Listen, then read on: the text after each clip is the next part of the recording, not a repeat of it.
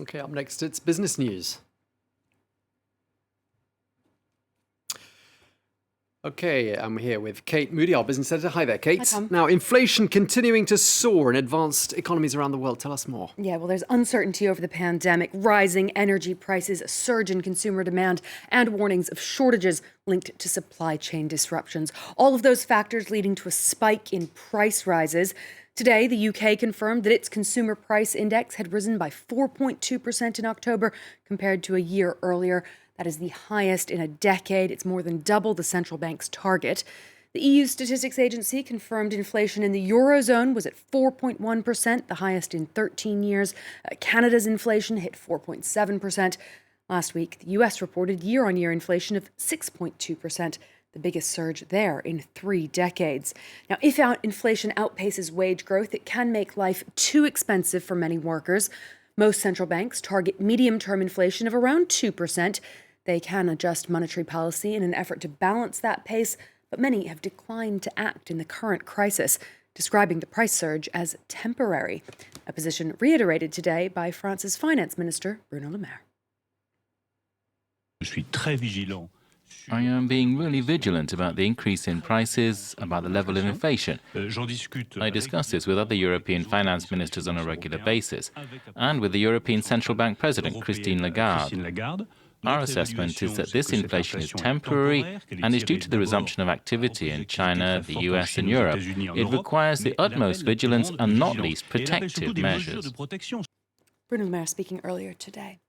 Well, let's check in on the day's trading action now. Fairly muted close for the major European indices. The FTSE 100 closing half a percentage point in the red on that surge in inflation in the UK. The FTSE, the CAC 40 and DAX both nearly flat there. Wall Street is trending lower. Stocks are stalling just short of their record highs.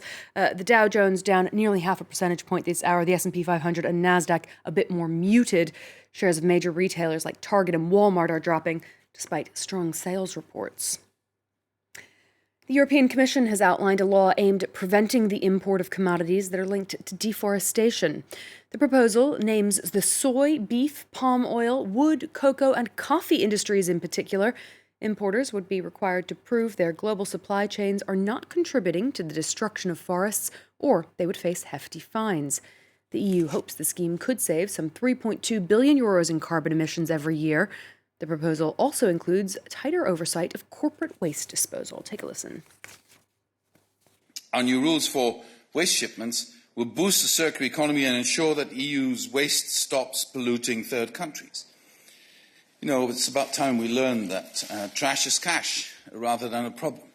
All EU companies exporting waste outside the EU should ensure that the facilities receiving their waste manage it in an environmentally sound manner.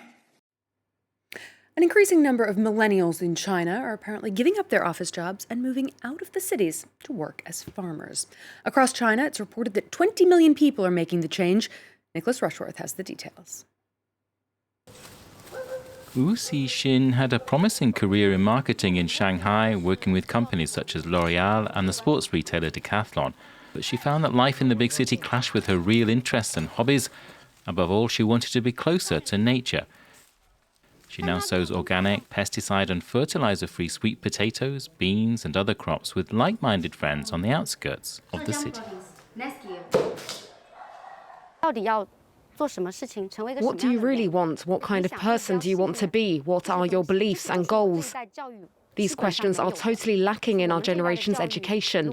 I felt I needed to spend time doing my own exploring because if I didn't, I'd spend each day just trying to make money, like a robot. I don't want to be a robot. The Chinese government says around 20 million people have joined what it terms a new farmer movement. Liang Funa, a former advertising executive from Guangzhou in southern China, says he was burnt out due to excessive working hours and an unhealthy lifestyle. Our generation is under huge pressure. People who stay in cities can't see many other choices. The people around them talk constantly about buying a house or a car or getting married, like these are the only measures of success. He says his life is now relatively stress-free and he feels healthier eating his own organic vegetables. For Hu Xixin, convincing her parents has been difficult. They say she is going backwards in life.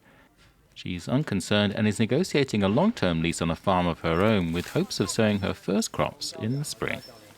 That's all the business news for now, Tom. Thank you very much indeed. Kate Moody there, our business editor. Thank you so much.